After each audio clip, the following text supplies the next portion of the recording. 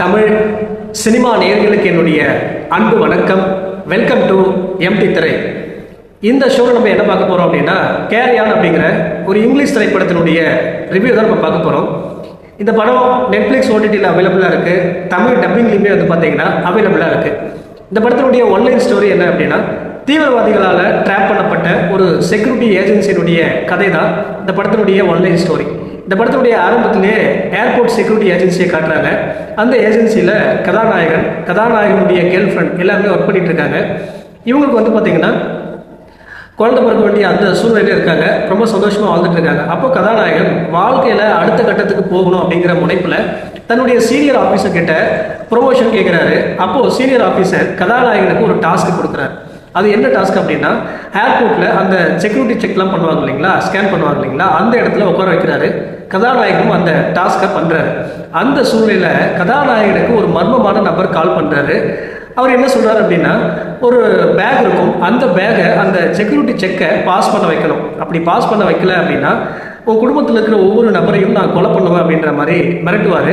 கதாநாயகனுடைய எல்லா தகவல்களையும் அந்த மர்மமான நபர் தெரிஞ்சு வச்சிருப்பார். இதற்கு பிறகு கதாநாயகன் அந்த பேகை செக்யூரிட்டி செக்கை பாஸ் பண்ண வச்சாரா இல்லையா, அந்த பேக்கில் அப்படி என்ன விஷயம் இருக்கிறது, கதாநாயகன் தன்னுடைய ஃபேமிலியை காப்பாற்றினாரா இல்லையா அப்படிங்கிற படத்தினுடைய மீதி கதை தான் இந்த கேரி ஆன் திரைப்படம். இந்த படத்தில் நான் லைக் பண்ண விஷயம் என்ன அப்படின்னா, கிறிஸ்மஸ் டைமில் கிறிஸ்மஸை மையமாக வச்சு எடுத்திருப்பாங்க. குறிப்பாக கிறிஸ்மஸ் ஹாலிடேவில் இந்த சம்பவம் நடக்கிற மாதிரி இருக்கும்.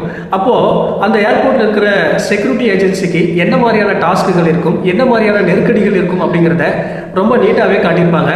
அது மட்டும் இல்லாமல் கதாநாயகன் அந்த பேகை செக்யூரிட்டி செக்கை பாஸ் பண்ண வச்சாரா இல்லையா, கதாநாயகனுக்கும் அந்த மர்மமான நபருக்கும் நடக்கக்கூடிய அந்த கான்வர்சேஷன்ஸ் என்னென்ன, கதாநாயகன் அந்த மர்மமான நபரை கண்டுபிடிச்சாரா இல்லையா, தன்னுடைய குடும்பத்தை காப்பாற்றினாரா இல்லையா அப்படிங்கிற விஷயத்தெல்லாமே ரொம்ப சுவாரஸ்யமாகவும் ரொம்ப சஸ்பென்ஸாகவும் கொண்டு போயிருப்பாங்க.